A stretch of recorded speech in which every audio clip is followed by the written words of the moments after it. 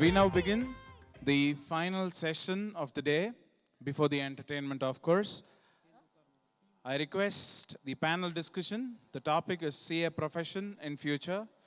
I request the moderator of the session, CA Chinnasamy Ganesan, to kindly occupy the dais.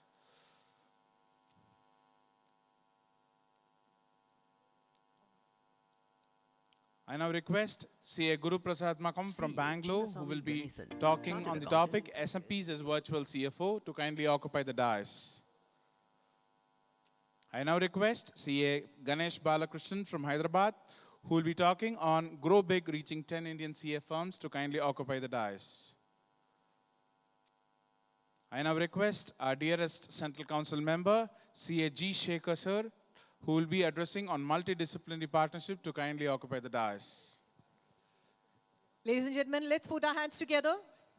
For the superstar of CS, our MP Vijay Kumar sir, to kindly occupy the dais on the topic, members in industry staying relevant.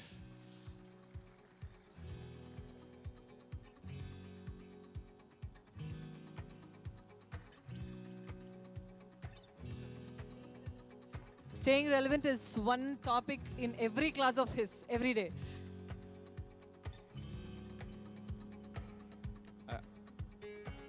I now request CAK Shanmugasundaram, past chairman, SIRC, to kindly present a welcome bouquet to the dignitaries on the dais.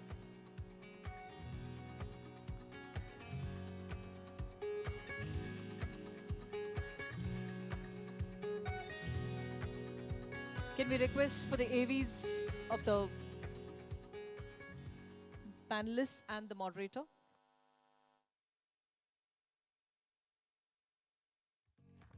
A round of applause, please. CA Chinnasamy Ganesan, chartered accountant in practice, he was the lead partner for many Indian and multinational companies and carried out audits, advisory on international financial reporting, taxation, due diligence and other assurance services. He specializes in financial reporting, including Ind AS, IFRS and US GAAP, company law matters, audit and taxation, and is the recipient of the Jewel of India Award for his role in financial services and Certificate of Excellence for his contribution in the field of financial services by the International Business Council. Ganesan has presented 950 plus papers at various seminars, workshops and conferences, both in India and overseas, on specialized subjects. He has also authored a quick referencer on IFRS with Model Q&A, the revised Schedule 6 Ready Reckoner, Ind AS Quick Referencer, and Ready Reckoner for the financial statements under Schedule 3 to the Companies Act 2013. CA G. Shekhar, Central Council Member, ICAI, 2013 to 2022. Member Consultative Advisory Group, CAG, of International Accounting Education Standard Board of International Federation of Accountants, 2017 to 2019, and holds the post of Chairman and Vice Chairman in many committees. Great motivator for chartered accountants in practice and in employment and CA students. Through his effective and convincing communication style, well-known speaker in the Varikati Career Guidance Program for Commerce Curriculum conducted by Dinamalar magazine, and has addressed more than 1 lakh students in the last 5 years in Chennai, Coimbatore, Tirupur, Salem, Madurai and Puducherry. Speaker in seminars, workshops and programs conducted by ICAI, its branches, Chamber of Commerce, Income Tax and CNAG Officers Training Institutes, National Academy of Direct Taxes, Ministry of Finance, Tamil Nadu State Judicial Academy and more. Authored books for professionals and CA students. CA MP Vijay Kumar, engaged with passion, pragmatic and visionary and a proven executor. Over 27 years of experience in industry and as a chartered accountant in practice. Resource person for accounting standards, IFRS, auditing standards, code of ethics, corporate law, governance and capital markets. Has over 20 years of teaching experience in accounting, financial reporting and corporate law. Authored books for professionals and CA students. CA Guru Prasad Makam, a chartered accountant, graduate in Bachelor's of Commerce and Law from Bangalore University of Management, Advanced Management Program from IIM Bangalore, qualified insolvency professional registered under the Insolvency Bankruptcy Board of India. Founder of a firm which is the only firm in India to file tax returns on April 1st, paperless and lockless CA office. Global Thought, Leadership Awards from Accounting Bulletin Awards. Trustee of IIMB, Alumni Trust, convener of IIMB 2018, member of Auditing Standards Board, independent director in over 10 companies, a boutique social responsibility advisory firm with JV with Rafa, USA founder, Pathway 2018 to date, a SEBI registered angel investment fund, partner Abarna and Anandan, author of God in the Boardroom, Banter Beyond the Buck, and 8 technical guides issued by ICAI. CA Ganesh Balakrishnan, partner Audit and Assurance. Ganesh is a part of the IFRS faculty with the ICAI for all their in-house and open house programs and serves as a faculty of Dun & Bradstreet for their programs on IFRS and US GAAP. He was a co-opted member of the Research Committee of the Institute's Southern Region for 2009-10 and was the co-opted member of the Auditing and Assurance Standards Board for the year 2010-11. He has been involved in the preparation of Implementation Guide on Materiality, Sampling and Going Concern, released by the Accounting, Auditing and Assurance Standards Board. He is associated with Quality Review Board and Peer Review Board, set up by the ICAI, the Indian accounting regulator on technical reviews of accounting firms. He is also a certified public accountant from the American Institute of CPAs. Over to the session moderator for the session to begin. Sir, Chinnasamy Ganeshan sir, to take over.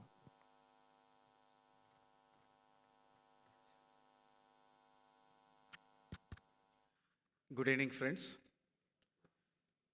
It's a pleasure for all of the panelists here, including me, to be with you on this evening to talk on and to analyze the various aspects relating to the profession and its future. Actually, I was thinking that there was a small anecdote saying that husbands are like split air conditioners. Whatever sound you make outside, you have to keep quiet inside. So same logic applies to moderator also. So I will just observe what is going on, but at the same time, I will keep the remote with me. If something goes beyond the control or it looks very chilly or it looks very hot, I will pull my remote. So that's a role which I have planned to do. Interestingly, there are 4 different topics which has been given, very interesting topics.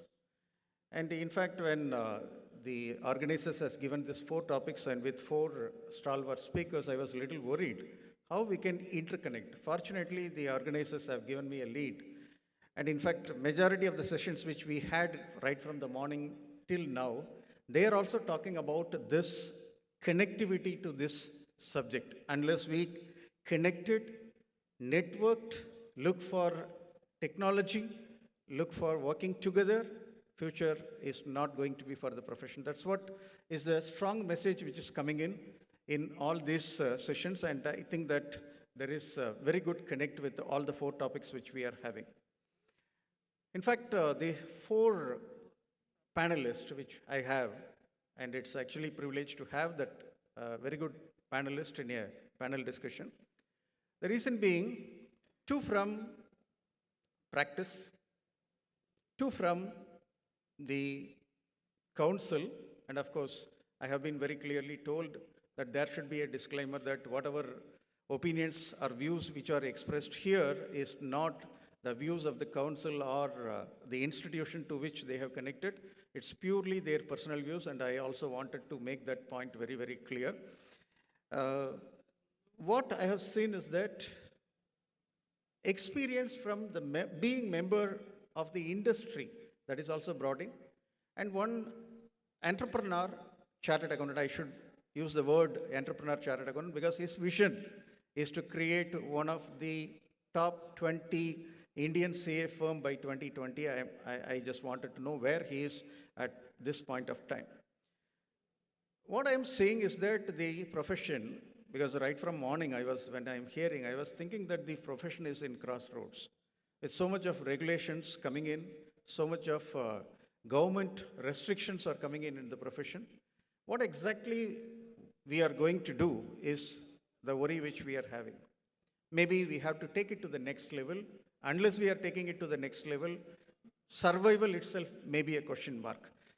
So, whether I have to restrict my practice to myself, my profession, or accelerate it to by achieving synergies by partnering with other disciplines as well.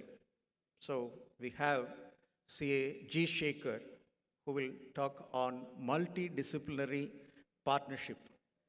And the next panelist is whether my dream of growing my firm as one of the top 10 Indian CA firms, is it possible? Really, is it possible?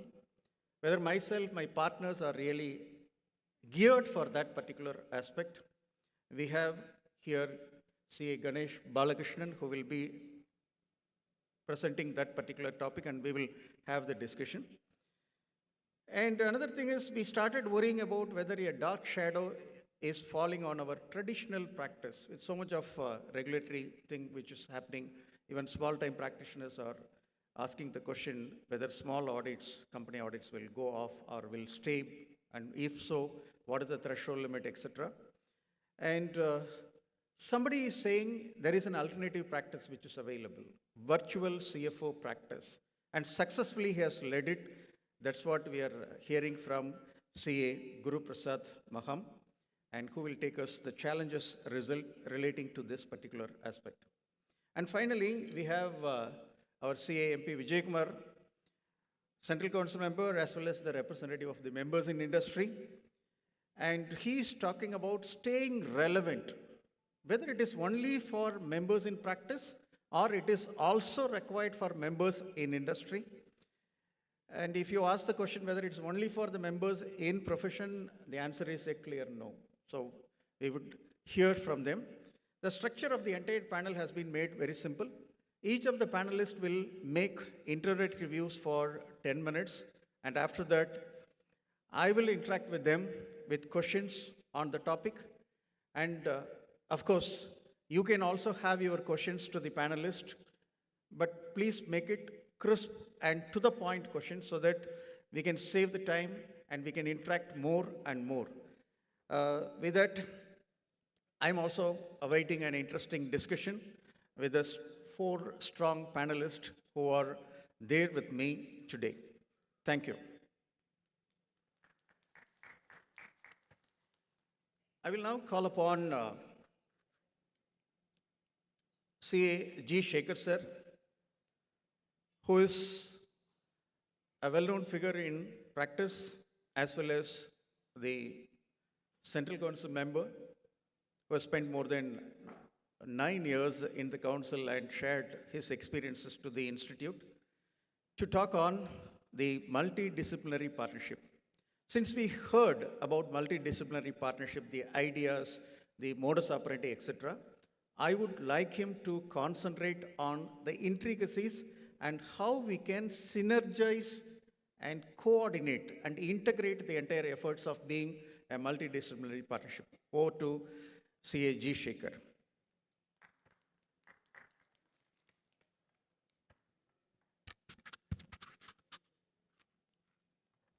Thank you, Chinnaswamy Ganesan.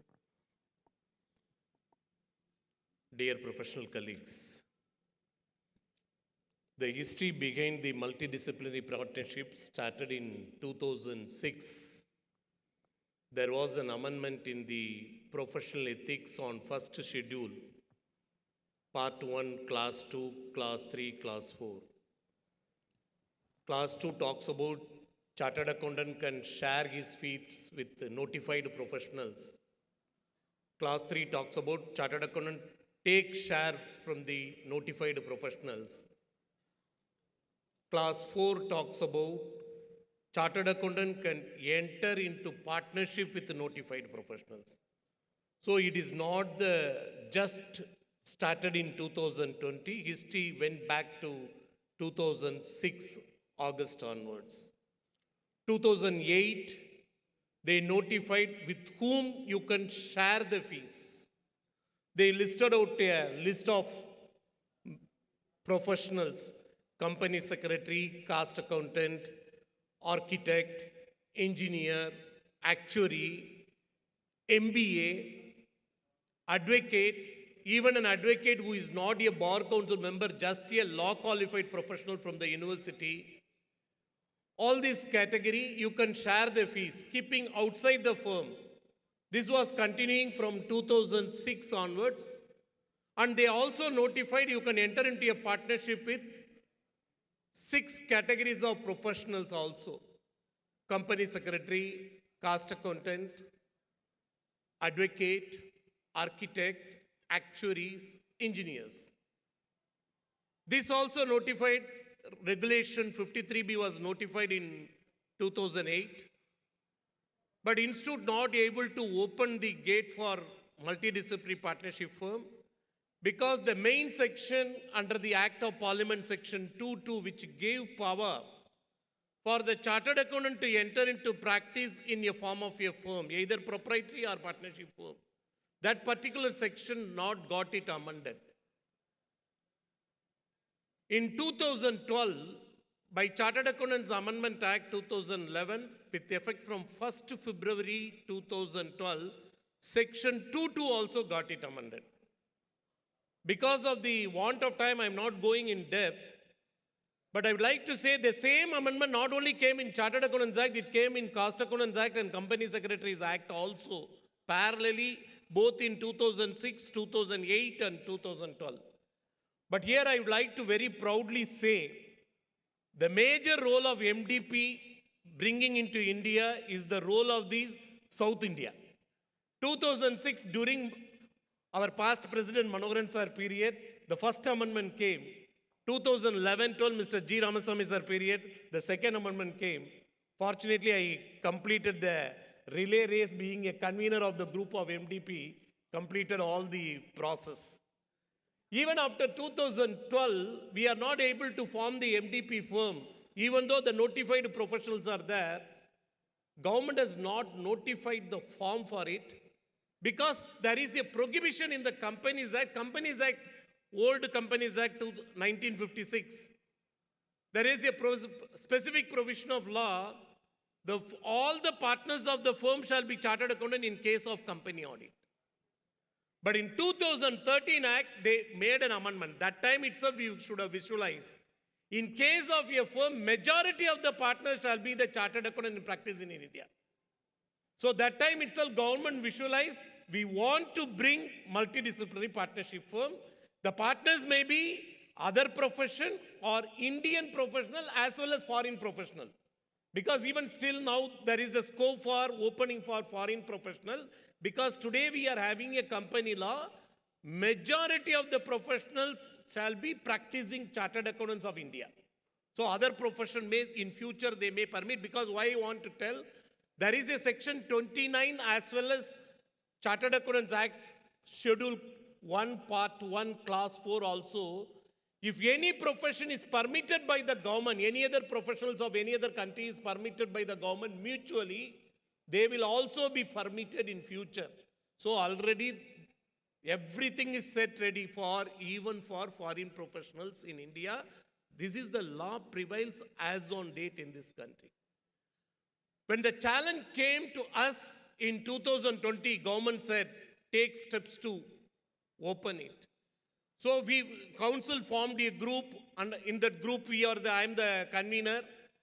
6 council member, 1 government nominee worked for almost 3 months, and council discussed all this provision for in at least 3 meetings, more than 12 hours, then recommended to the government for amending the Form 18, new Form 18 to be notified.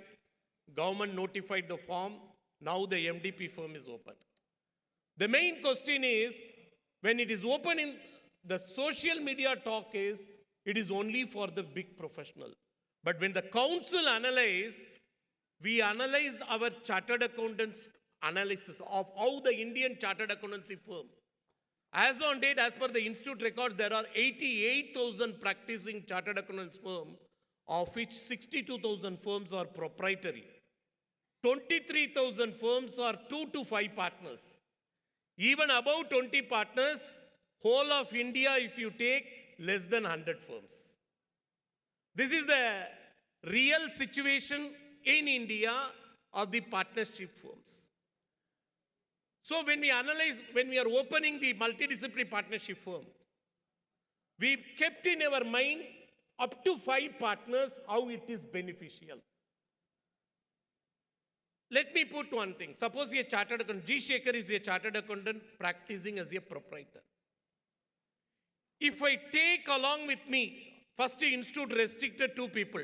Advocate, you can't enter partnership. Actuaries, you can't enter partnership. Even though chartered accountant regulation permits, the Bar Council regulation not yet amended, Actuaries Act not yet amended. So with these 2 people, you can't enter into a partnership. But you can keep them outside the firm. You can give assignment, take assignment, share the fees. But you cannot enter into a partnership. This is the law as on date. But at the same time, I'm a proprietor. G. Shekhar is a proprietor. He is taking a company secretary partner, cost accountant partner, an engineer partner. And that engineer also a civil engineer with a qualification of architect. If I'm a prudential person, I cannot enter into a partnership with an MBA. But I can take an engineering partner with the MBA expertise. That is BE MBA.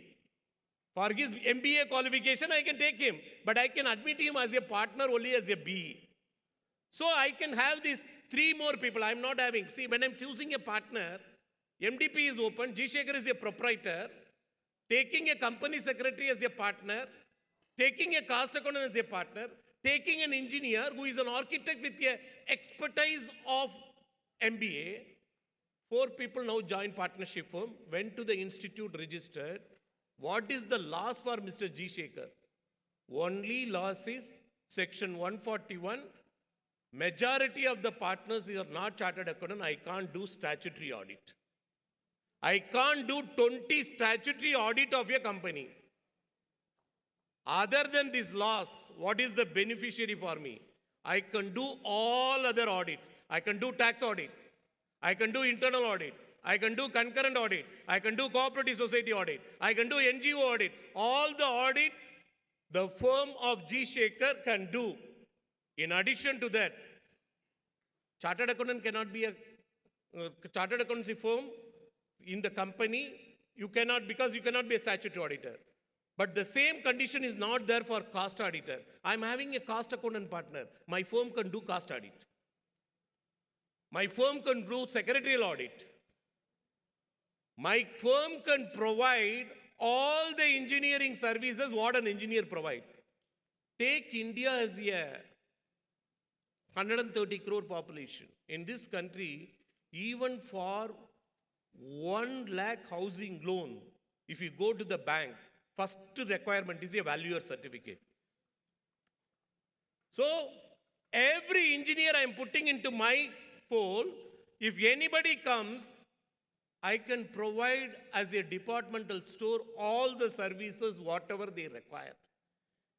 If I'm selecting an engineer as a partner, if he is having a valuation certificate under company law as well as for income tax law, as a chartered accountant, if I am a qualified insolvency professional and valuation professional, all the financial instrument I can value, all the movable and immovable properties my engineering partner can value. Suppose I want to help my company. One client comes to me, he wants to establish a factory. I can provide formation service. I can provide financial consultancy service. I can provide engineering service to design the factory, to construct the factory, to supervise in the factory, everything. Suppose the engineer is also a system person. The advantage is for the firm. So we analyzed everything, even for the proprietor, if we use this concept for the beneficial. First set how we thought on that, very simple manner in a small Mofassil area. Father is an engineer making his son as a chartered accountant. Father and son joint partnership. How much beneficial they can do. Provided father is also having some approved valuer certificate from the company law rules as well as from the income tax department. They can do only loss. statutory audit. But at the same time, they want to have a maximum benefit. We analyzed 4 chartered accountant, 3 other professionals. 4 chartered accountant, 3 other professionals, 1 company secretary, 1 cost accountant, and 1 engineer.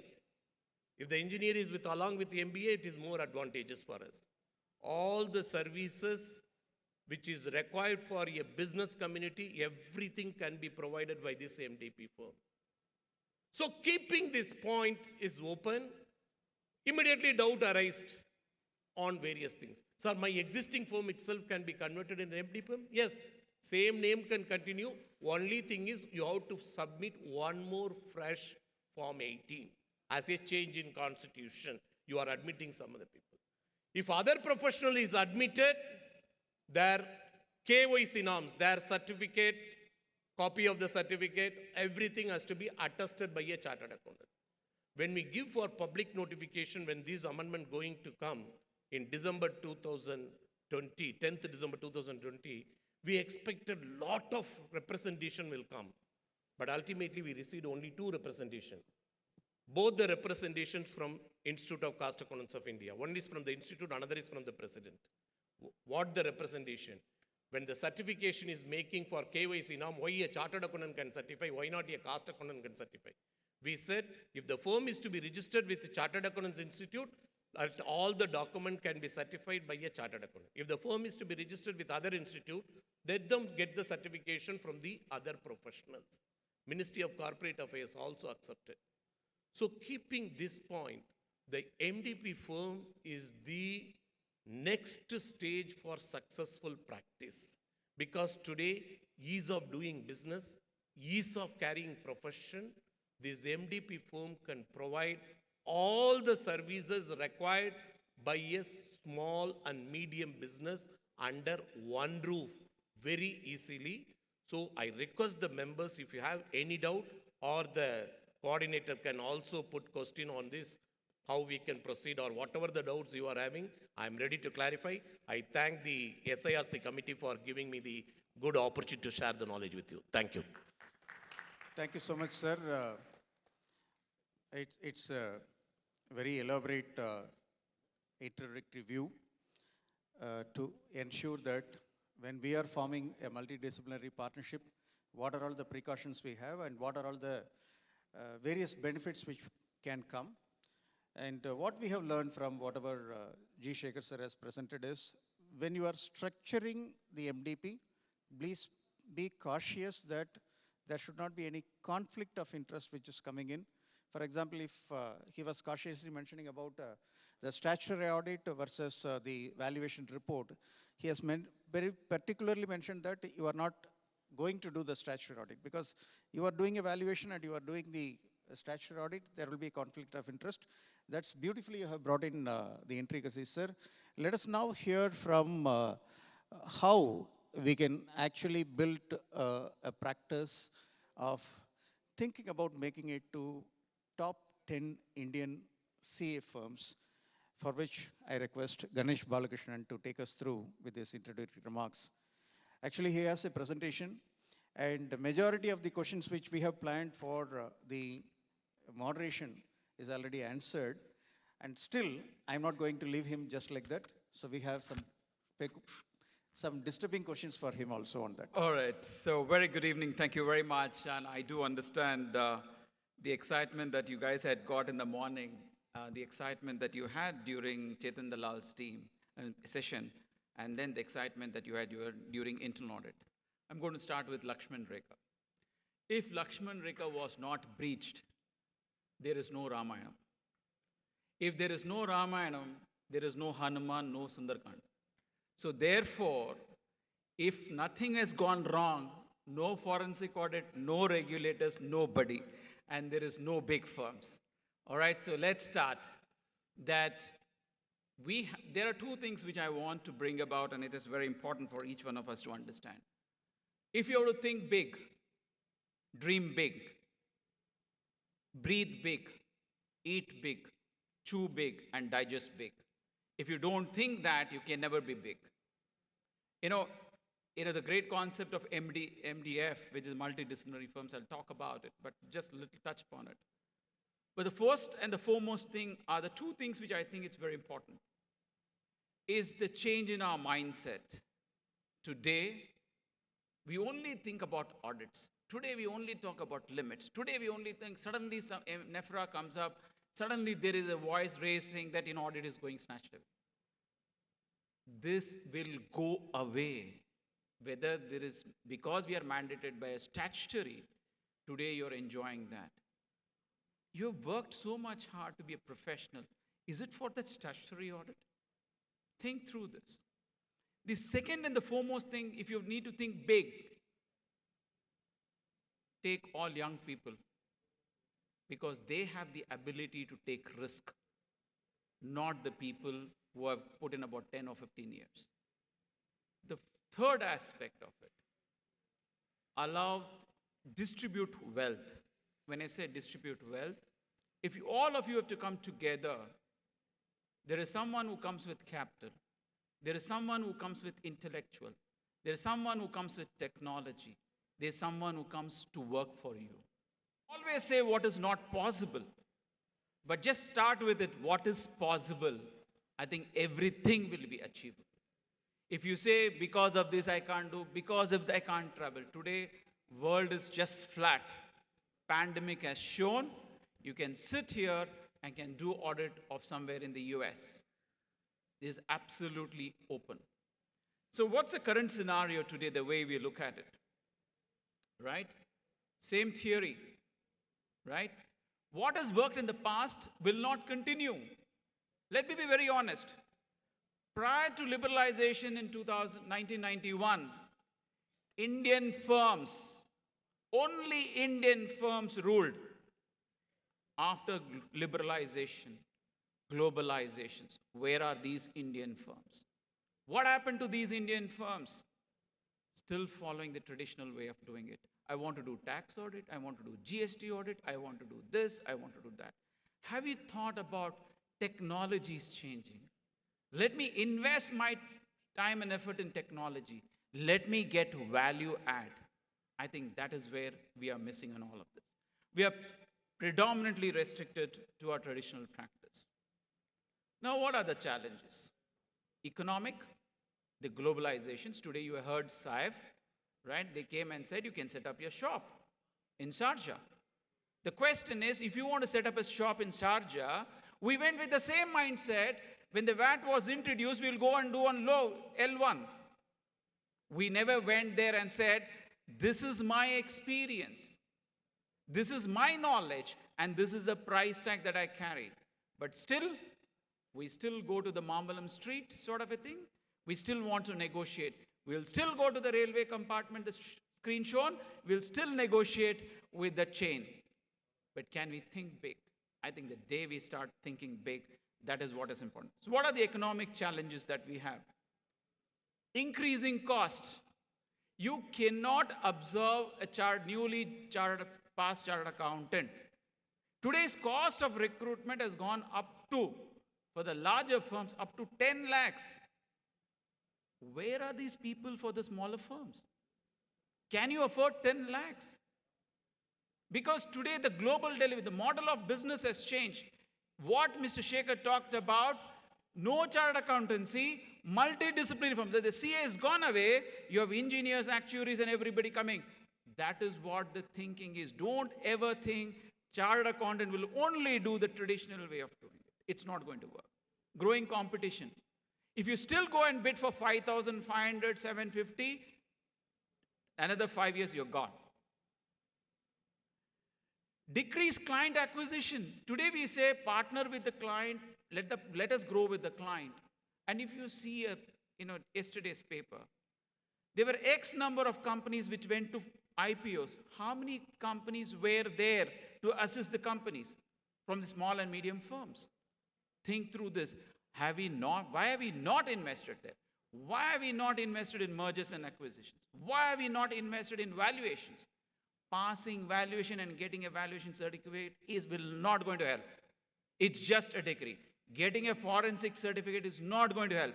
Getting an Ind AS certificate is not going to help. What you need is work with those profession, work associate. In fact, the earlier session we had somebody collaborate. You should start now collaborating. Send your people to those organizations which has got work. Ask those people to learn. You also can work and come back and render the same service to the client. I think that's a very important aspect of it. Complex, completely. Technology, you don't know how businesses will be running. You do not know how Amazon sells a product. You can't say revenue recognition means transfer of risk and rewards. In Amazon, where is risk and reward? You don't even know. The point of sale, you don't even know what they do it. But accounting standard still goes the same traditional way. Technologies, and again, I'm telling you time and again, technology will take away all of our jobs. Because what we do is called standardization, statutory standardization, sampling, materiality. With your technology, with your tools, so much is available. Put the tools on the entire population. Why do you need sampling? Why do you need materiality? You only need audit interest. And that is the reason why technology will play a very important role. Another aspect of it which is very critical for all of us, we have not talked about, we should talk about cyber risk. Chartered accountants, CA with DISA or CISA. What is that CISA and DISA for? Certificates. Use that experience, use that knowledge for your cyber risk attack. Work with those people. Work with those people who has got this opportunity. Create a value for yourself. Then go to the market and say, I will work with this company on cyber risk, data thefts. And if I can focus on that, that's the value add which I'll talk about. Why am I talking about all of these? Today, if you were to think big, you need to start thinking differently. And if you need to start thinking differently, I'm going to talk about certain aspects of it. Because of time, let me focus on opportunities. Impact of globalization is a known fact. It is not going to change. If today what we have, more money in the market, where does this money come from? It does not come from Indian players. It comes from foreign institutional investors. Think about it. There is no other place they can park money. India is this. That is the reason why up to next 6 months, you will find a lot of IPOs coming, because after 6 months, the election starts. You don't know who will come next. So the next 6 months is where you will find this capital market investment IPO coming through. What is your participation? What is your contribution? Are you just seeing that I'm trading with shares, I'm seeing something is going big, I made so much of money? Is that what I'm looking at it? Or am I a partner with that company which went big? I think those questions you need to look at it, and when you think about big. Organizational change, and this is the most important aspect of it. If you want to grow big, allow young people to join in. And again, I'm telling you why. Because young people have the ability to take risk, comes with ideas. The elder people or the senior people have got the ability to think and plan and direct them. I think if you have these two combinations, that is what will make huge difference. Adapting to change is the most important aspect of it. And if you look at it, what is constant? Change is not constant. Disruption by technology is constant, and that is ever growing. And if you want to make sure that you want to grow big, start now investing yourself in technology. And I'm telling you, opportunities will go multifold in the years to come. Now let's look at talent. Where does this talent go? You have got 10,000 chartered accountants who got passed during this last 2 years, maximum because of COVID. Where did they go? Did they come to all the CA firms? Or did they go to the industry? Did they go to the big firms? Where did they go? They went who paid them most. They went to where there were global delivery center, because this unemployment or the attrition that we talk about is common across. All firms are now setting up global delivery center. When we have the capability, I would want to listen from Mr. Guru, is when he's talking about CFO services, This is one aspect where you can increase your value. And I think that is very, very important. Bring high quality work, bring high quality client, you will definitely have high quality talent getting attracted. Great place to work. People don't come for money in some cases. People come only for experience. Do you give them experience, or do you give them, okay, come do this voucher, go to the client, do this, or do they learn from you? I think if you start looking at it, that is where you will start attracting talent. And why all of these are important is because if you have to invest in all of this, then the next stage comes about networking. There are a lot of opportunities which I'm not talking about, which a lot of people talked about it. Network with the right mindset of people. People who have got experience, people who have got stature, people who have got like-minded, they should be willing to sacrifice. If partners at the senior level are willing to sacrifice their amount for the betterment of the firm or the organization, that organization alone will grow. If the payments made to the professionals down below are peanuts, your organization is also restricted to that much. If you want to grow big, start investing back into the business. Think like an entrepreneur. Don't think like a service provider. Today we think we are service providers. But if you start thinking like an entrepreneur brings with his capital, brings with his people, brings with his technology, and makes sure that he makes this business successful. And why do you think such companies, which are the upcoming companies, are able to increase more of that? Your network is your net worth. If you believe that if you're going to connect, whether it is any council elections, whether it is your clientele, whether it is anyone, or your talent, how closely are you connected with your people? How closely you're connected, not with an objective, but with an objective of where every individual is benefited. And that is what makes you a successful firm. Now, if you look at all of these, right, these are the three models that have been introduced by the ICA. Again, if you look at it, alliance model, network model, lead firm model, still allows people to operate on their own. If you want to think big, don't go for alliance and don't go for lead firm, go for network firm. The reason is, in a network firm, there is one voice, one language, one practices. Only that organization can grow big. If you still believe that I'm only a civil engineer, I will only build small houses, I will not build a society, I'll still remain a small-time builder. But if I make myself as a corporate, bring all the best talent, I can build a township. The value that you create in a township is far superior because of its quality, because of its timeliness, because what brand it represents. And if you can move into that network model, and I always used to tell my young professionals who used to come for my COE, when I used to take as a part of the professional development course, I said, network now. Then, because it is networking now, makes you think much better. I'm not getting into this, but just to let you know how it works. Multidisciplinary firms, again, has been talked about much. Accept it. The question is, you can brood over it. You can say multidisciplinary, we have given away to everybody. But just think about it. When someone stands in the CA day and talks on the podium and says, I want 10 Indian big firms, where are they? Who can be the 10 big firms? It is you from this crowd. It is those young people who have got aspiration to think big. Only when you aspire to think big, you will grow big. Otherwise, it will be just like any other thing. All right, so I'm just running through some of these alliances, but I'm just running through guidance of council because I'll have MPV to talk about. Go digital. Trust me, if you want to see the future, go digital. If you know how to use your mobile phone, earlier we had a landline phone, then a mobile phone. Mobile phone used only for calling.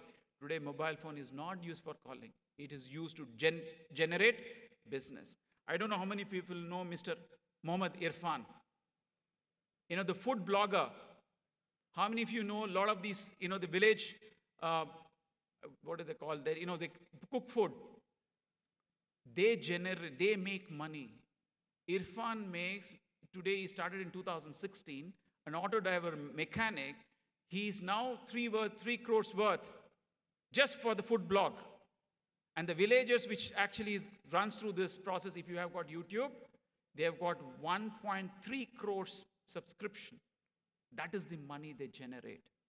Do you need to be a chartered accountant to generate that money? You can generate without being a chartered accountant. What are they doing? They got technology. They are exploiting technology to their benefit. Should we not exploit technology to our benefit? Think about this. These are the emerging things, forensic, all of this. You can look at it, but I'm not going to go about it. Tools. Everybody talks about tools, right? If all of these tools are available, if we start investing in tools, data visualization. Visualization is nothing but entire population, you can see the trend. Those are the things which you should start doing it. Now, I'm not getting into the data analytics already spoken. Update yourself. Knowledge is continuous process. You need to update yourself. Provide value-added services. This I've already talked about. Be the future. If you want to be the future, if you want to think big, if you want to network, if you want to become the top 10 firms, have a seed capital. Start with a seed capital. Identify people in the new job markets. Identify people of capabilities. Have a partnership with them. When you start doing it, first 3 years is investments, next 2 years is revenue generations. Now, if you need to look at it, we need to accept the present. And again, let me be very honest with you. Even the tax audit, tax filing, everything, if you see, everything has undergone change. 26 AS has been replaced with so much of information. 50 line items, you can see it. Chartered accountants are not required to file any of the return of income. That business is gone. Audits will go away. Bank audits is already now under the threat. What has you got? You are a professional. You are a professional who have invested so much of your time, and you say you partner nation, you partner your clients. Is that what it is? If that is the case, think about it. If you want to really think about it, it is working together. You need to start, if you have to make this conference successful, it is not Mr. Jalapati and his team, but the entire people system which made this conference much more successful, or you speak about the success. So if you want to grow big, think big. If you want to grow big, have some sacrifices. You want to grow big, bring young talents. You want to grow big, take that little risk. And if you want to do anything, cross the Lakshman Rekha, then Ramayanam will be made. And then you will talk about Sundarakanda. Then you will talk about the greatness of Lord Hanuman. And then also you talk about Lord Ravana with his tenets. Thank you, ladies and gentlemen. Thank you. Thank you, Ganesh. It's a very detailed presentation on this. In fact, I should thank MP Vijay Kumar sir. When we were discussing within the group how we will structure this, the MPV has told that this is one of the important topic. So don't try to cut short. So allow him to speak, and allow him to speak out of his heart so that we can debate on that at a later point of time. Some of the points which has been given by Ganesh, in fact, very shuttle questions, but at the same time seems to be little controversial questions also. First thing which he has talked about, whether audit is going to be banned profession, I'm leaving it for the discussion. And the second is the cost of a CA, whether it could be afforded by a small firm. I just take a small example because I don't want it to move out of the scenario saying that unless you are becoming a top 10 CA firm, you cannot afford the cost of a CA. I just wanted to give my own example. Maybe it will be applicable to anybody who is thinking about doing in a better manner. For example, if I have built on my own in my individual practice say for example 30 lakhs. I'm just taking a small number. Maybe some of you will be billing more than that. If I'm adding one more partner, maybe an youngster like what he is saying, who knows the technology, who knows alternative audit practices or advisory role, and he could add another, say, 20 lakhs or whatever. What is the problem in I am giving 9 lakhs to that particular gentleman? Maybe I will be ready to even pay more because my top line is added, my bottom line is also added. So that is one thought process which I am having. In fact, when I came out and I was trying to set up a similar top CA firms, I came out with only two vision. One, I said, we will charge premium, we will have premium client and we will charge premium fees. Mundane jobs, we will allocate to youngsters who are coming up in the profession, and in the process, we will concentrate on major clients and major work. In fact, in the afternoon, I was talking to one of the CFOs from PSU, and when he was talking about a particular audit quote, I said, sir, sorry, I will not be able to quote. I will give the number of chartered accountants who are willing to take up this work. When you are having a vision and a different scale, I think that you have to have it. And the second thing which we had as a tagline whenever we are making a proposal is international quality with Indian firms' personal touch. I think this personal touch is the very strong asset of every professional sitting here. And with that, definitely we will be able to meet that particular challenge is what is coming to my mind. And anyway, we have a lot of questions where he may be having a different views, or maybe he will share his experiences to ensure that we are going on the right track. And now, another example of how you can lead yourself to set up your own practice in a different way, and maybe in that you will be successful, is we have Guru Prasad Maham, who has started or maybe creating a network of chartered accountants who can work as virtual CFO service provider. So he will talk on the subject of virtual CFO as the future of profession. We will listen to him. Sir, please stick on to the timing because we have the entertainment session to start. So we also have some questions to be thank you. It looks like this stage is set up for MPV, sir. You can see me because only MPV, sir, is seen. Can I stand there and talk?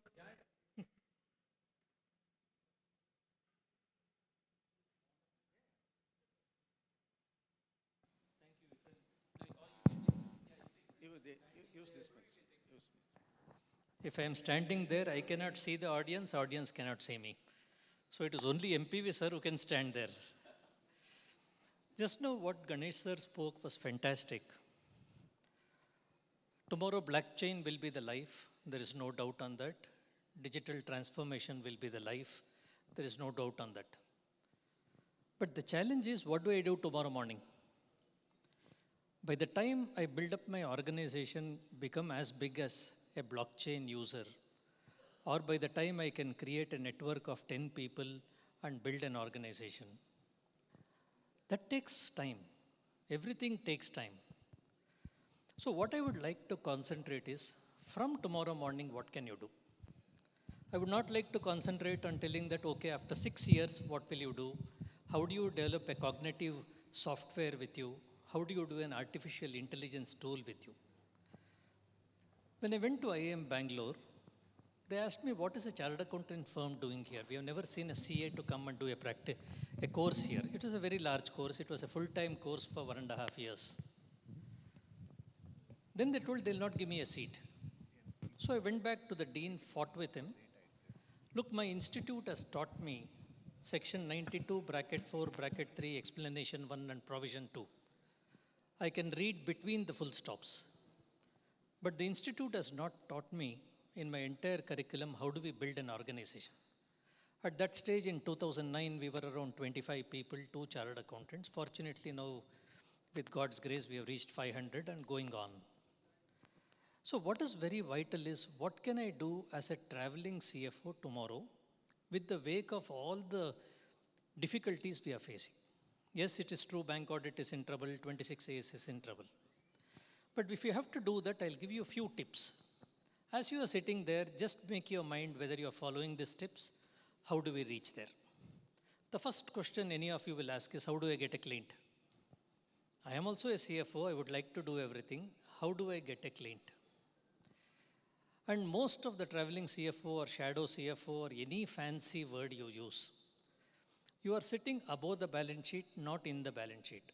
Right now, I am doing the balance sheet. As a CFO, I am sitting above the balance sheet. The challenge will be I am sitting in Coimbatore, I am sitting in Tumkur, I am sitting in Bangalore. I have a team size of 5 people. I am a partner with another person. We have 10 articles, 2 chartered accountants or 1 chartered accountant, 3 paid assistants.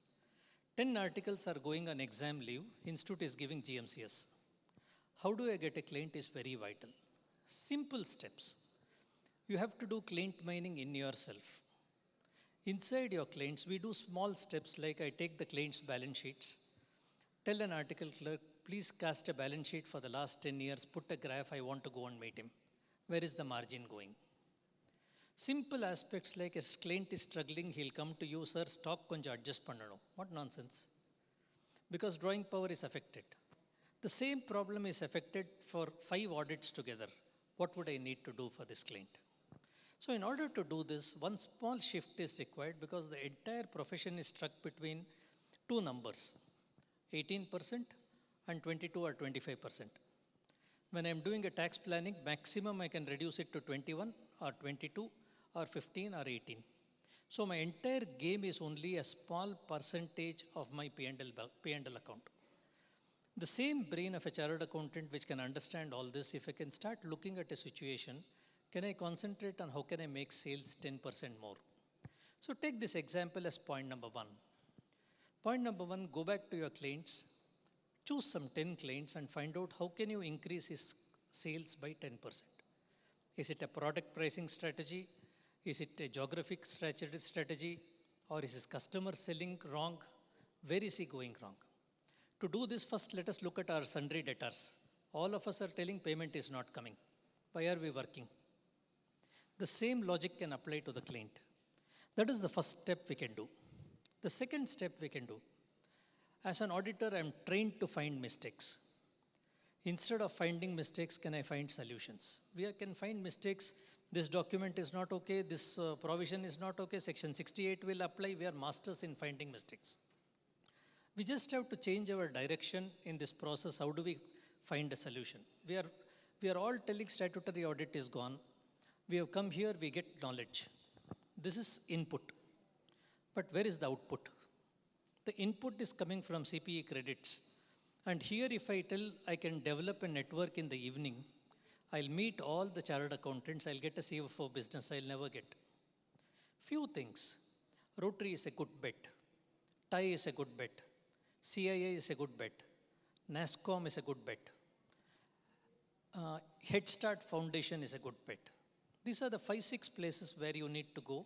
That is where you can project yourself as a traveling CFO, not in a CPE seminar.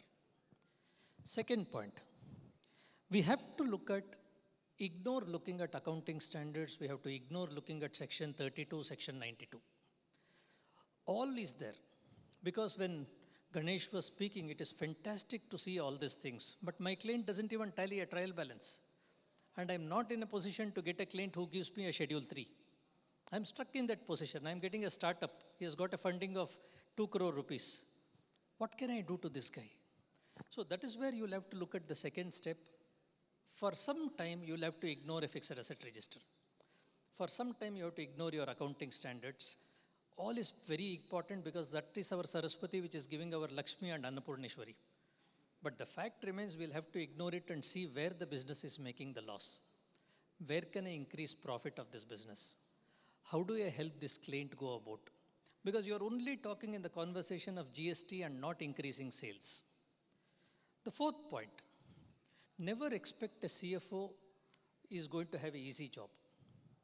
You are going to get paid or not paid is a different aspect. I'll explain to you how to charge. But a CFO role will start only after a balance sheet is ready. But the type of clients we are getting, there is no balance sheet, there is no inventory ledger. Half of the things are not tallied. Yeah, it's a 20 crore company, it's a 30 crore company, it's a 10 crore company, or a 54 company. So you need to think to make sense of a balance sheet which doesn't tally. We cannot be investing time. I can't use the word wasting time with accountants who are in practice. We can't be investing time on GST. We have to only tell, okay, GST is not paid, fine. My mindset has to start thinking, okay, don't pay GST this month. We'll pay a small interest on that. You go and acquire that technology. That is how you'll need to think, start thinking as a CFO service. Most important, no CFO service is a permanent service. Your life cycle is not more than 3 years or 4 years. You can't be doing internal audit lifelong.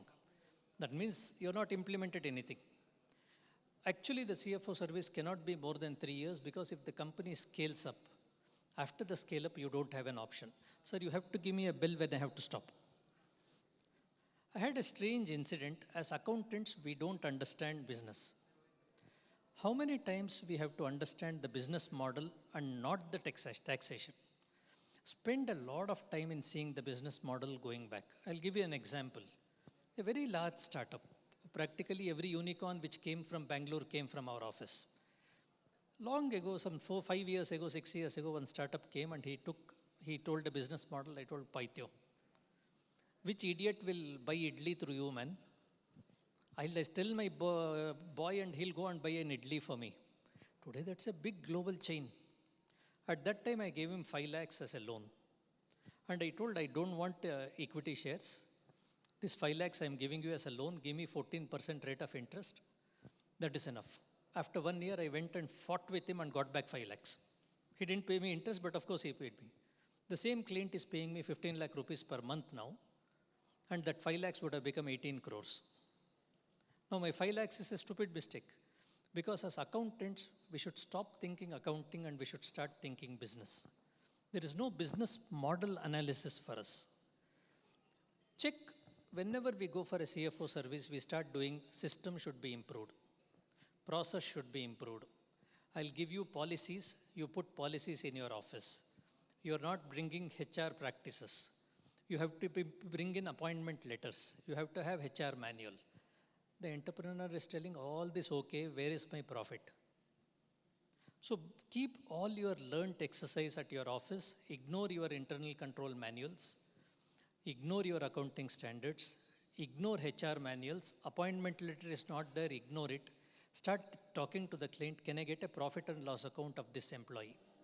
Today, as an organization, I can get from Guru and Jana a profit and loss account of every chartered accountant, everybody who's earning above 30,000.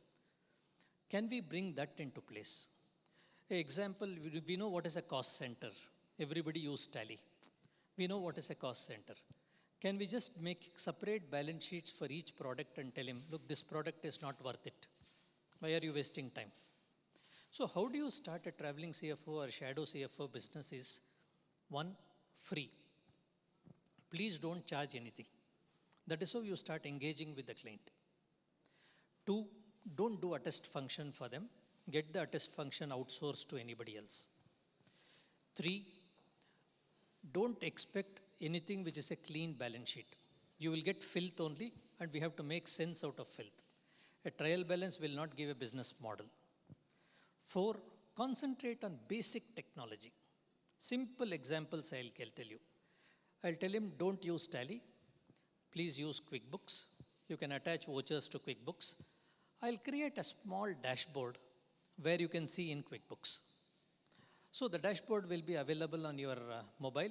Salesman-wise, I'll give you a dashboard. You've taken one step. I'm not telling you have to reorganize their entire thing across the table tomorrow morning. The important thing I would like to leave you out with, we have to start functioning on dashboards. The question I would like to ask you is, all of us are chartered accountants here. Most of us are in practice. How many of us have a dashboard, which are the clients which are not paying me? How many of us have a dashboard where I know what is the profitability of a client? How many of us have a dashboard of employees, performing employees, non-performing employees? We all can design for clients, but we don't have it for ourselves. As a traveling CFO, the first step is start creating dashboards for your clients. Sales dashboards are very easy. And small, small tools like a Power BI is good enough or a Tableau is good enough. Any small engineer can do it for 20,000 rupees, 50,000 rupees for you. QuickBooks provides its own dashboards. Zoho provides its own dashboards. We just need to start looking at these basic things and move ahead. Before I part it off, where are the places where we can get business for traveling CFO? Our clients are the best. Look at our clients. Second, IBC is a good place for traveling CFO work. We pick up a lot of work.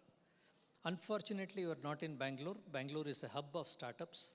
Every startup is funded. That is one place where we can really pitch in our work and explain to them. We had a case where we were sitting in a board meeting and the startup guy was questioning, the auditor had made a point. 3 crore of rupees, there are no bills, no supporting, what should I do? The board members were telling, okay, TK, what is the ARPU? What is the CAGR? So that is where we have to start looking at numbers and not just looking at compliances. So the startup world is a very, very good world and startup are digitally driven. Sitting in Coimbatore, if you become NASCOM members, I'll give you a simplest of the tip. For a lady member, 2,000 rupees is a seat in NASCOM. For a male member, it is 4,000 rupees seat. You get a seat in NASCOM, you get a desk, you get internet, you get coffee, biscuits. But more important, you are getting 1,600 startups. Out of 1,600 startups, I have a desk there. I go there every Friday. In the last 10 months, I have converted at least 25 startups. Each startup pays me anything between 50 to 80,000 rupees as conversion. That's a very good place. Second good place you have to look at is, please start looking at business centers. I don't know how it functions in Coimbatore, but in Bangalore, I have at least one seat in almost every business center. WeWorks, CoWorks, IndiCube. And instead of working in office, I'll go and sit and work there. That is a hub of getting a lot of startup advisory services. The third place where you can get startup advisory services is, today morning I was reading $63 billion have come to India in 2020 as foreign direct investment. But another beautiful statistics, $18 billion has come as donations also. There is no CFO services for NGO space. People are donating money left, right, and center. They don't know how to make a pitch document. They don't know what is an impact study. They don't even know what is a basic budgeting. Now, that is one real big hub for doing a CFO services.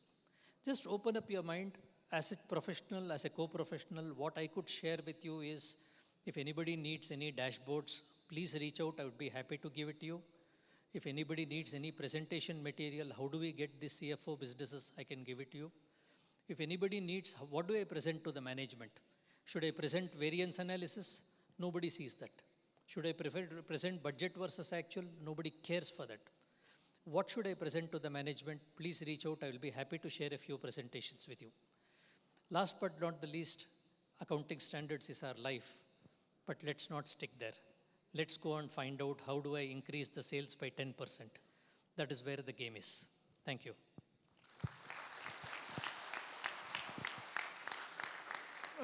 Thank you, sir.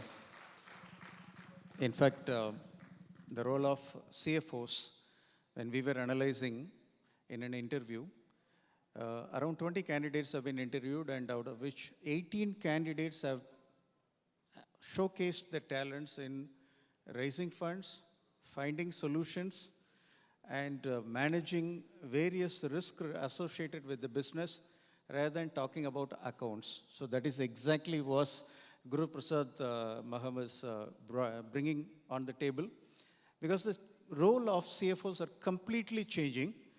And when startups could not afford to have a full-time CFO, virtual CFO service provider, not only in India, even in the foreign countries, it's becoming so big an avenue. And you can set up a call center and do work even from here. That is also what we have seen. The so-called shared services center, whatever big companies have set up, what they are doing is actually nothing but the accounting jobs and the virtual CFO's job. That is exactly what you are bringing in, sir. Thank you so much for this. And finally, to talk on from the perspective of members in industry, how they can stay relevant. We have MP Vijay Kumar sir. He has told me that why can't you go straight away to the question and answer session? I said, I cannot prevent myself listening to you, sir. Please. So thank you, Chins. Good evening to all of you. Extremely happy to be here at Vittagam and participate in this 53rd regional conference. I'd actually requested Chins that we should run the panel such that each of you get an opportunity to ask questions, particularly on those three very important topics which G. Shekhar, Sir, Balak, and Guru have spoken. In fact, all the three topics are highly contemporary, and I'm sure many of you have good number of questions on these topics. I would encourage you to ask questions to all of them, and I'll also be happy to participate there. So what I'll do is, I don't know when was the last time all of you actually sat through an event for almost about 7-8 hours. Last 2 years with all the pandemic and online lectures, maximum our attention span would have been 2 hours, and that too 2 hours with very informal dressing and all kind of posturing at home. We would have had that, and today sitting in these kind of conference chair for 7 hours is not a easy task. My salutations to all of you, and on behalf of Jalapati and the organizers here, a big thanks to all of you that after 7.5 hours, so many people are here still sitting and patiently listening. Greetings to all of you. So I'll just make my observations fairly quick and sharp. I'll not elaborate them. I'm sure all of you will be able to comprehend what I have in my mind. Maybe a couple of points which I tell will be a little contrarian to what my predecessors have spoken, but it is my experience. It is my experience, and it is for the size of organizations and the people I am engaged with. So look at it from that context.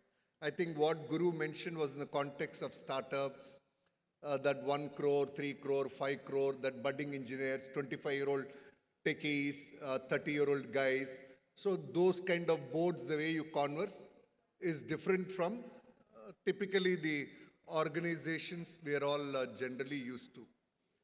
I'll just leave some 4 or 5 key points which I believe are important to stay relevant, particularly for members in industry, and to a large extent, it's true for members in practice as well.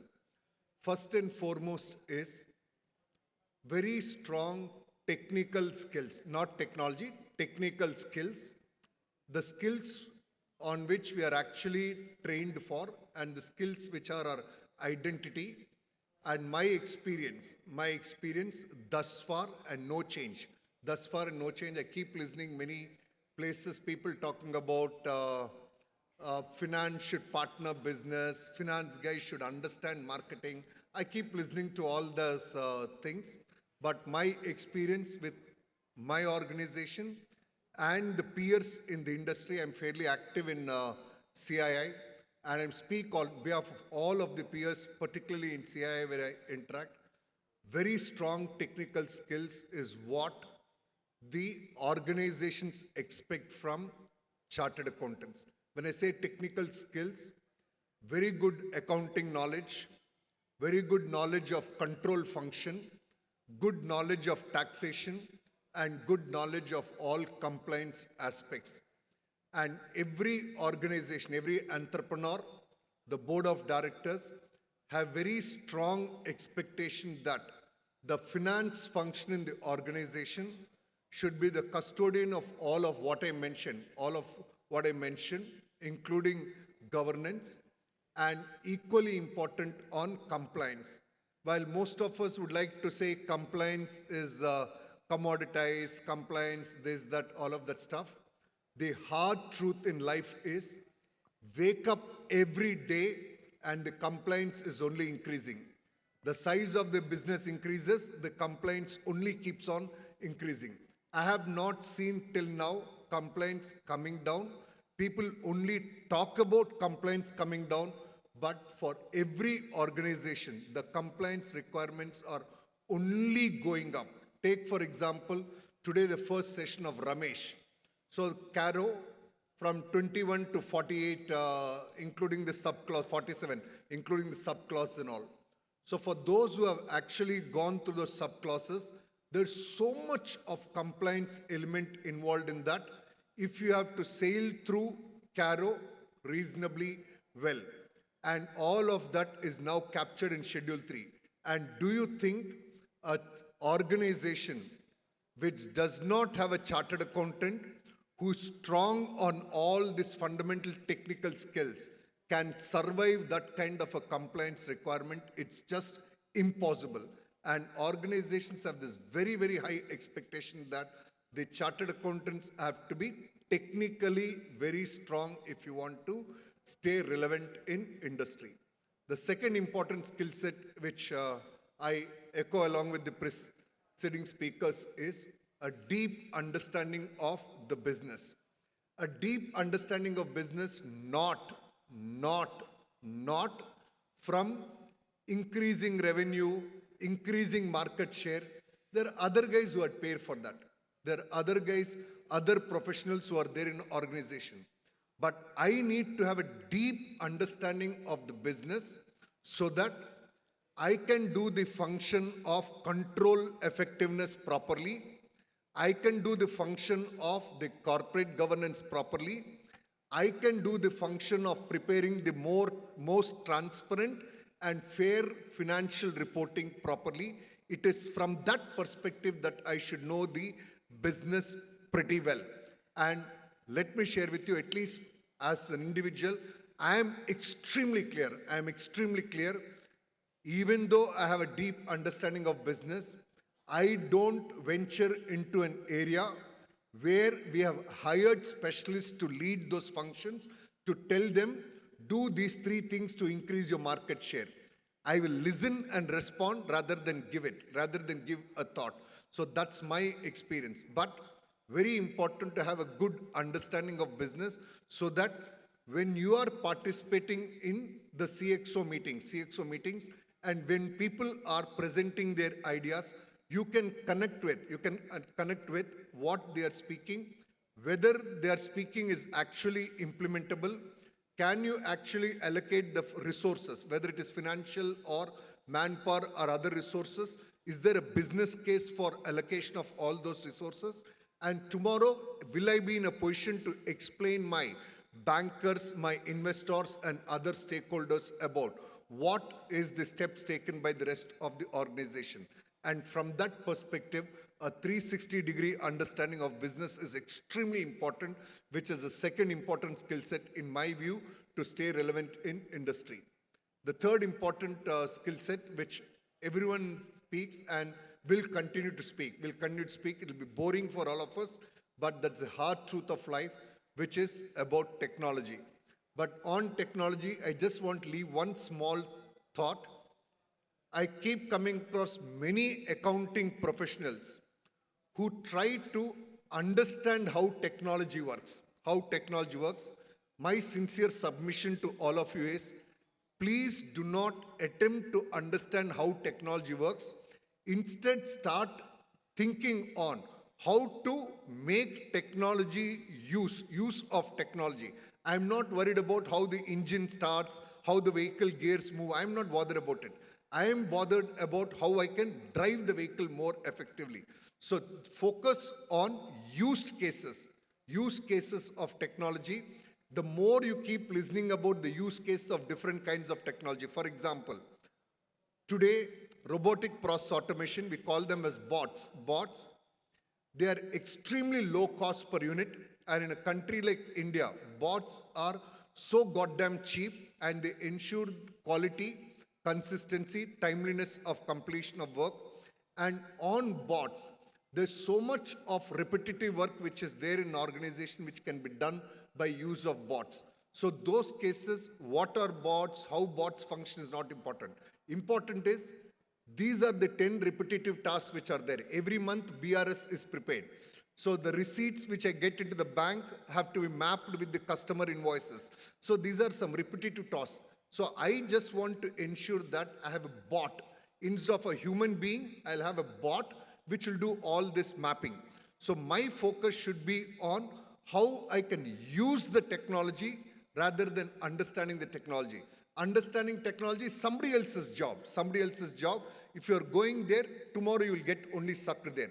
But your objective should be how more effectively technology can be used. And for this, every forum like this which you get, keep conversing around what are the used cases in organization A, organization B, organization C. Where are you using RPA? Where are you using artificial intelligence? Just listen to those and try to see how much of those can be used in your respective organizations. That's my third tip on staying relevant. The fourth point which I'd like to mention for staying relevant is very strong interpersonal skills, and just to borrow what my predecessor said on networking. Interpersonal skills and communication skills are extremely important. Communication skills does not mean, and I keep telling my colleagues in my organization, does not mean speaking in a podium, standing in a podium and speaking. That is not communication skills. So communication skills is all about how you can make your view heard by the other person, or how the other person can actually accept your view or respond to your view and convince you back. That is communication skills.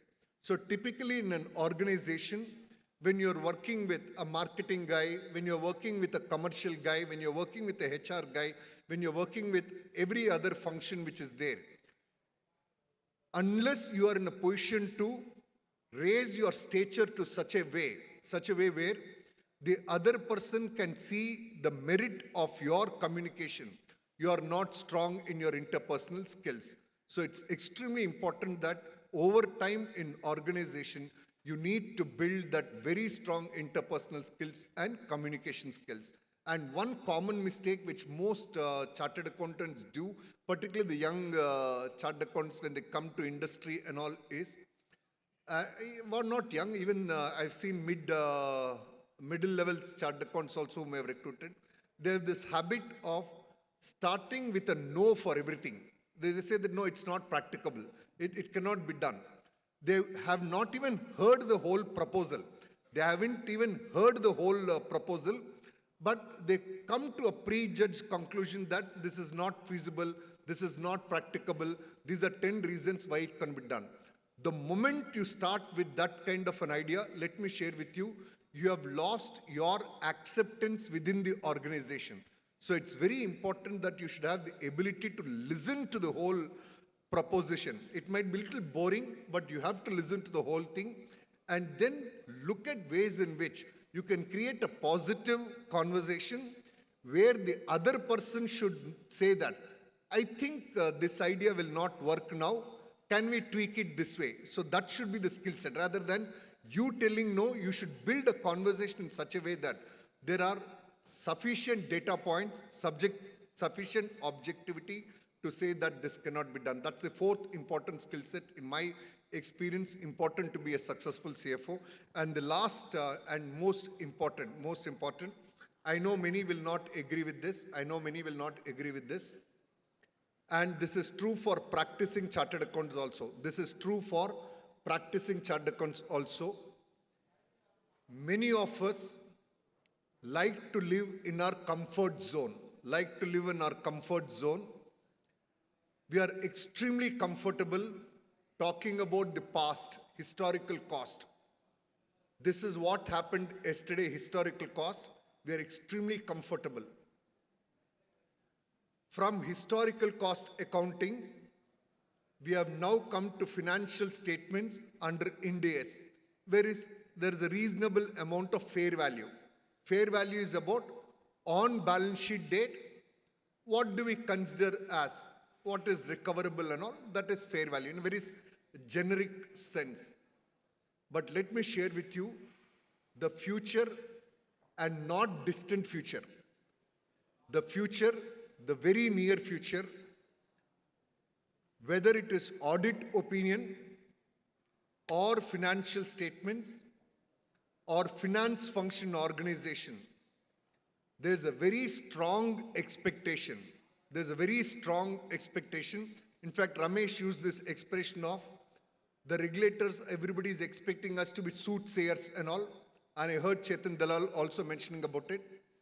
But the hard truth is, every stakeholder expects the finance professional to give insights into how the future is going to look like. Nobody has an expectation from us as to what happened yesterday. It is irrelevant. It's history. Nobody has an expectation from us of understanding what is the position today. That's gone. It's almost gone. It's at sunset now. Everybody expects from us an insight as to what is likely to happen tomorrow. And for me particularly, and I'm thankful to all of you for the opportunity you have given me to serve at the Institute. The last 5-6 years, in almost all the international forums I've interacted and the user community of financial information, everyone comes with a unanimous expectation that whether it is audit opinion or financial statements, they should have a predictable value. If there is no predictive value, whatever work you do is irrelevant for them. I'll give you a very simple example and close. Take our own personal example now. Let's assume we want to go to Racecourse Road. The distance is maybe about 7 kilometers. That 7 kilometers distance is historical information. None of us sitting in this room is interested in the distance of 7 kilometers. What you and I are now interested is, if I leave now at 6 p.m., how much time it will take to reach there? Will it take 45 minutes to reach? Or if I leave at 8 p.m., will it take 35 minutes to reach? So your and my expectation is not the information about the 7 kilometers, but if I leave at 6, how much time it will take? If I leave at 8 p.m., how much time it will take? If this is true for our personal life, the same is true for the work which all of us do also. I know it's difficult. I'm repeating, I know it's extremely difficult to predict the future, but if we don't build skill sets which will help users of the work which we do to get that predictive information, or I think one of the speakers in one of the sessions talked about insights, information to insights. If you are not able to give those kind of insights, we will never be relevant for whether it's industry or in practice. Thank you all for your patient listening and look forward to the panel discussion. Sir, whether it's staying relevant for industry is what we have asked you to discuss. But what you have drawn a parallel to the members in practice as well, because whatever 5 points which you have talked about, technical skill sets, deep understanding of the business, technology, that is using the technology rather than understanding the technology, strong interpersonal skills and networking, and forward-looking insights, how the user will get benefited out of the financial statements is really wonderful proposition which you have placed to stay relevant. In fact, I still believe that how deep understanding of the business is relevant. I was traveling with a farmer actually, who was actually took us to the station. And he was talking about, I was an auditor for a sugar mills, but he was talking about sugarcane. So I started the discussion. Then he started giving insights into sugar industry is no more a sugar industry. It is an energy industry is what he is talking about and how the changes are happening. That deep business understanding, I felt that I was missing being an auditor. And today we have learned that staying relevant is not only important for the members in industry as well as members in practice, it's required. Thank you so much. Instead of I'm discussing or I'm moderating the questions to the various panelists, because of the paucity of time, I thought that we will make it as an interactive session, and I opened the session for the audience to ask your questions. Maybe we can pick it up 4 or 5 questions, and then we will close this entire session. So, any questions? the MC and others can circulate the microphone to the audience whoever wanted to ask questions. Please address the question to the panelists so that I can ask them to. Good evening. My question directly to Mr. Guru. So for a middle level organization, what is the size of turnover you are telling per partner? I just want to understand. First one. No, for a firm, a number of partners are maybe 20 plus, but how much per partner turnover we have to plan? Just to explain the ideal turnover which a mid-sized company should have, firm should have. I am talking about per person. Sir, it's a very relevant question. But I would rather suggest, instead of looking at per partner turnover, turnover is a difficult position, especially in SME firms. The moment you are looking at turnover, it is only numbers. It is not sustainable. Every quarter you cannot keep increasing turnover. To give an example, sorry, did I understand your question? Yes, sir, please. So to give an example, if a chartered accountancy firm is based on the fact that X is getting 10 number of clients and Y is getting 20 clients, so Y should get more share of profit and not X. We are never thinking like an organization. So never base a chartered accountancy firm based on turnover. In our office, we have an example. We have a partner who doesn't do 1 rupee turnover. His name is Guru Prasad. I don't have any turnover, but I head the entire office. So a partner's contribution cannot be measured in turnover. It is measured in so many other aspects. Turnover would be a very minimalistic approach. So the relationship with the firm, a partner is a senior partner, as you said. But nowadays, how to manage, because the problem is, so what you said is, I am very happy that per employee also we have to have a P&L and a balance sheet. We may need your service, sir. Thank you.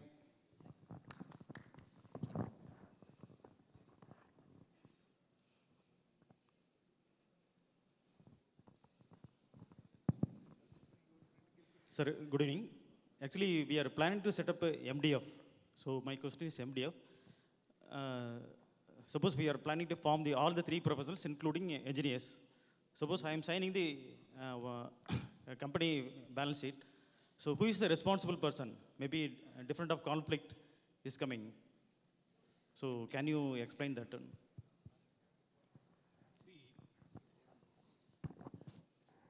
MDP firm is concerned, the person, just because MDP firm and an MBA cannot sign a balance sheet. Who is supposed, first MDP firm, you cannot admit an MBA directly, I said.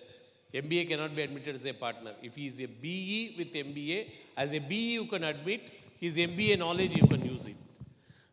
But who is suppose it is a secretarial audit work doing, only the secretarial partner, company secretary can sign. If it is related to cost records, the cost accountant partner can only sign.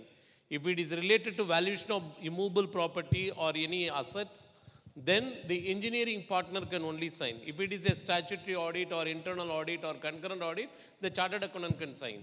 Secondly, the responsible of disciplinary proceeding also, the partner who is signing and the document he is signing on the basis of the law prevails. Suppose a company secretary partner sign a document on secretarial audit, there is a mistake, then as per the company secretary law, the disciplinary proceeding, all other proceedings shall be taken. Same for the cost accountant, same for the chartered accountant. So just because MBA is admitted, MBA is not permitted to do, he can help for your audit for taking decision in your reasonable assurance functions, but he cannot sign a balance sheet. Thank you, sir. Thank you, sir. I think it answers this question also. Any other questions? So here, I'm Rajshekar from Ballari. My question to all the panelists and also to the moderator, anybody can take up. You are all thrown out with different views about the profession, either in the industry or the practice. What would be the takeaway in common? We'd like to hear a common takeaway for a practitioner, practicing firm. So, good relevant question. Maybe since you have said that anybody can pick it up, I am picking up this, and I will also ask the views of the other panelists also.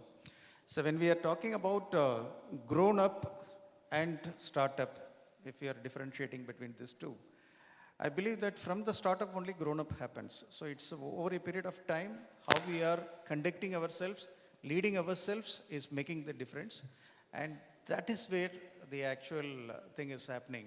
So, in fact, I still remember that when I was in practice in 1993, I had a very strong fight with one of the well-known chartered accountant and past president of the institute, saying that same question.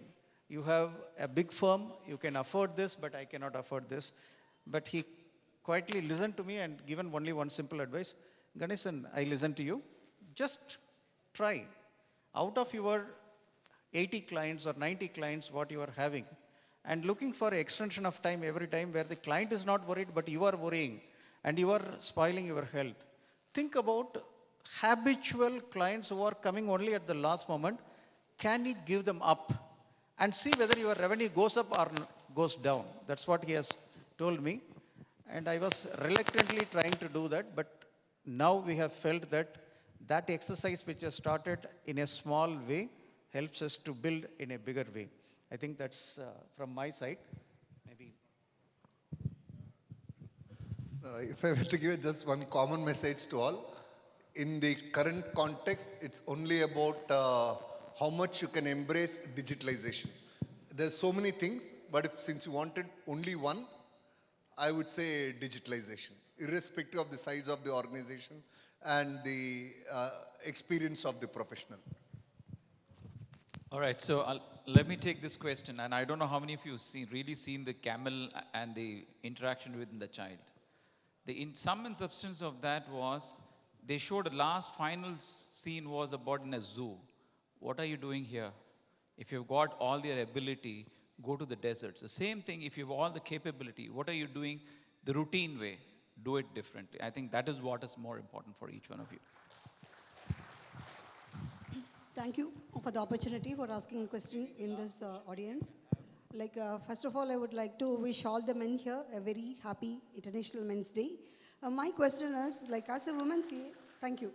As a woman CA, in the initial past 20 years, my balancing was on family and work. But now, at this stage, my challenge is to balance between, as a CFO, as a compliance angle, and how to manage the business restructuring and make it as a profitable venture. So MPV, sir, if you give an input on how to balance between these two things. As you said, compliance is very important, but now the management also wants a CFO to focus on business modeling, restructuring, and make it as a profitable thing as a CFO. So can you please give some inputs on this? So on compliance, actually, my experience and my observation is very simple. I'm sorry, I'm not able to place you back. Okay, fine. Okay. So my view is the following. Compliance is costly, tough, but non-compliance is fatal. So organizations can choose non-compliance only if they are prepared for death. So as governance professionals, my strong recommendation to everyone is to help entrepreneurs, boards, managements to understand that compliance is a way of life. It's a way of life. You should live life like that only. Like when you cross a traffic signal, if there is red, you have to stop, you have to stop. So same thing applies with every legislation which is there. So on that, I don't have a second thought about it. As finance professionals, I would urge that we should let the rest of the organizations focus on doing business, and we should put our neck for compliance. That's my thought on point number one. As far as business modeling growth is concerned, I think that's part of the function we should continue to do. So it's not either or, Both are very, very important. But first one for me is super important because I have seen organizations where they had to close down or scale down operations because they took compliance casually. And more particularly, as size of organization grows, you should invest more in compliance. When you're small, you can afford non-compliance. People will also be lenient.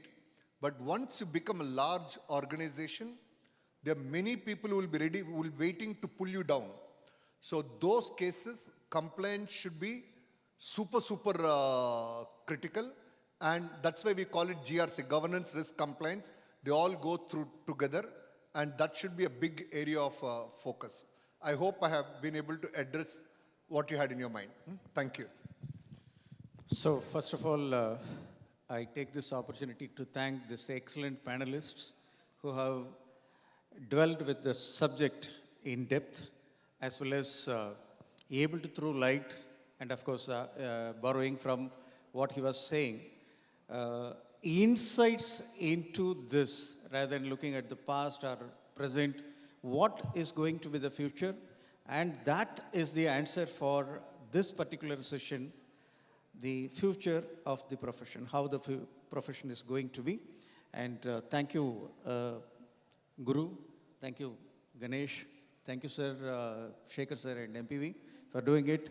Over to the Master of Ceremonies for the closing remarks. Yeah, I just have one. Sir, I just have one quick question to Guru sir. Yeah, see Abhishek. Please. I mean, if at all, you can take one more question. Maybe the last question, please. Yeah, thank you, sir. So Guru sir, like I'm building my VCFO practice here for startups. So you told that you'll tell more about how to charge startups, because very early stage startups is very difficult to charge them because they will be still prototyping to bring their product out. So what do you suggest, and how should we take it about? Sir, it's very simple. When you are starting a CFO practice, don't look at money. Look at how are you going to become a CFO, because that's an investment. But for a very small startup which has got an investment of say $2 million or $1.5 million, approximately ₹1,00,000 per month would be ideal. But that also depends on what value you bring in, but that's the range you should look at.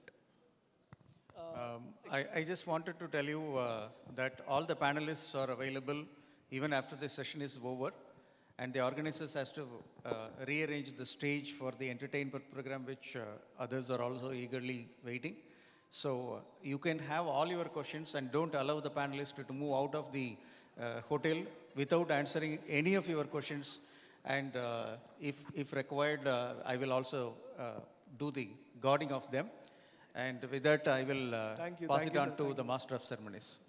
Thank you so much, sir. That was wonderful guarantee for everybody for all their questions being answered. Thank you so much. It was indeed a very, very informative session. Probably the galaxy of legends, a perfect combination indeed. So we got insights on how to be a businessman, being a chartered accountant, more on compliance, and I mean, it was a complete bouquet of information. Thank you so much. I think all of us here are confident that with adapting to changes, with being in line with the technology and being vigilant, CA profession will definitely be much, much more than what it is today. Thank you so much. Thank you, sirs. I now request the Coimbatore Branch Chairman, CAS Prabhu, to kindly present a memento to the moderator of the session, CA Chinnasamy Ganesan. A big round of applause, please.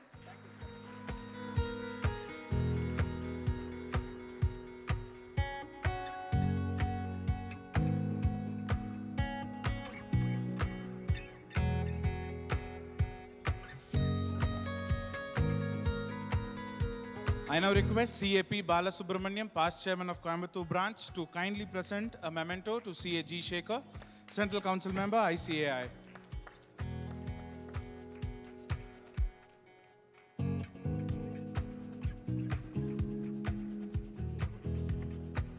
I now request CAP Vishnu Adityan, Sikasa chairman, to kindly present a memento to CA MP Vijay Kumar, Central Council member, ICAI.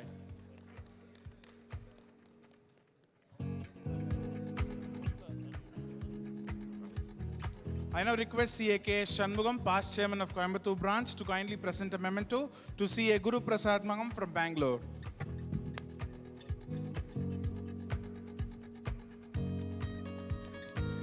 I now request CA D. Nagakumar, Secretary Coimbatore branch, to present a memento to CA Ganesh Balakrishnan from Hyderabad.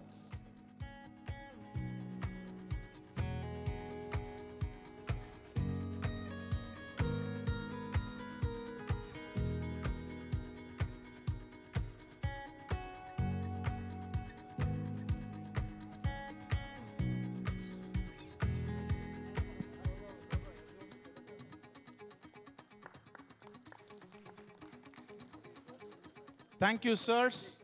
With this, we come to the end of all the technical sessions of day one. The entertainment session will begin at 6:30 p.m. We have with us a music director, Leo, who will be entertaining us. And we also have singers from Atal Super Singer, Nivas and Srinisa, who will be performing for the evening. At this juncture, we have few announcements to be made. Tomorrow morning, the sessions will begin at 9:30. Breakfast will begin at 8:30 a.m. tomorrow morning. Tomorrow, when the members are signing the attendance register, the members would be provided with the lucky draw slip and also a kit bag, which is one another bag, which is to be given to all the delegates apart from the bag which is given today. The bag can be collected tomorrow post-lunch. Thank you. Meet you all in the entertainment session.